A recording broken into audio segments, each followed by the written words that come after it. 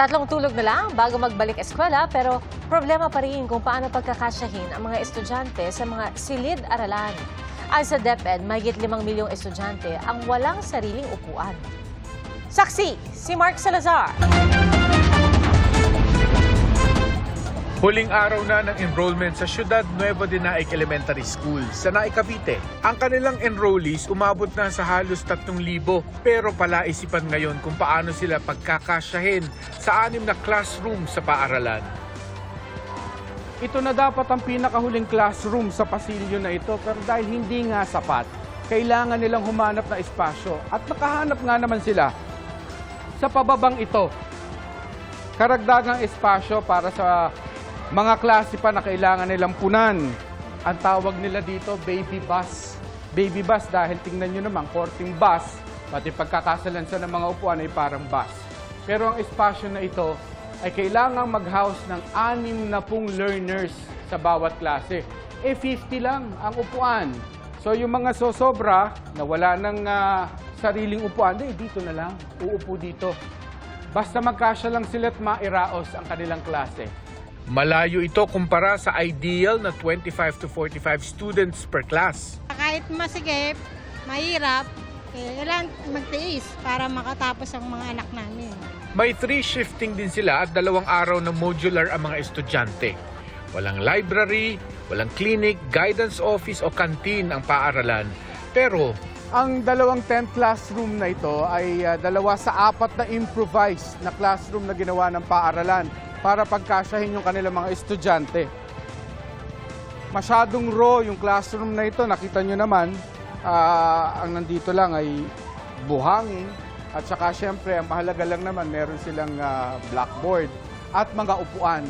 Pero ang pinakamalaking challenge dito ay pag ganitong tag-ulan. Dahil tumutulo daw ito, kita naman ang mga butas, at umaangge yung ulan. Kaya marami daw na eksena rito habang nagkaklase, nakapayong ang mga bata. Ang mga dayuhang volunteer sa Brigada Eskwela na mangha dahil excited pa rin ang mga bata sa balik eskwela. Kahit mahirap ang situation nila, sobrang humble talaga. Sobrang masaya sila. Sinubukan naming makapanayam ang mga opisyal ng paaralan pero wala raw silang clearance para magpa-interview. Pero anila, ganito ang kanilang sitwasyon dahil lumobo raw ang populasyon sa lugar dahil sa relocation sites na itinayo roon. Sa buong bansa, mahigit 165,000 ang kulang na classroom sa mga pampublikong paaralan. Dahil dito, mahigit 5.1 million na estudyante ang I-learners o yung walang sariling upuan. Maraming factors din. Siguro yung number 1, yung budget na binibigay sa amin. Pangalawa ho, yung dahil lumalakas po yung mga bagyo, yung mga kalamidad, at maraming nasisira. At saka yung pangatlo, yung aging o yung pagluluma ng mga ibang silid-aralan. So, saka yung pang-apat, yung paglaki po ng ating populasyon.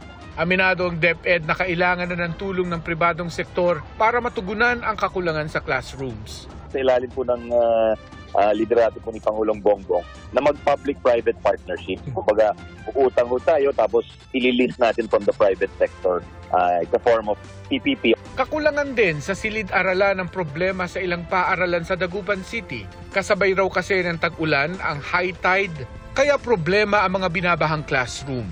Sa Mangaldan, Pangasinan, mga sirang armchair o upuan ang problema. Nasira kasi nung nakaraang school year ang karamihan sa mga plastic armchair. Sa ngayon, mahigit 200 lumang upuan ang inaayos bago magpasukan. Bukod sa mga sirang upuan, problema rin ang pagbaha sa lugar. Kulang din ang classroom sa Kagamutan Elementary School sa Liganes, Iloilo.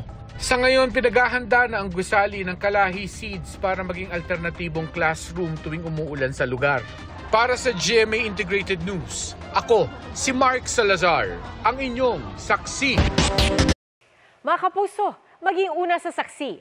Mag-subscribe sa GMA Integrated News sa YouTube para sa iba't ibang balita.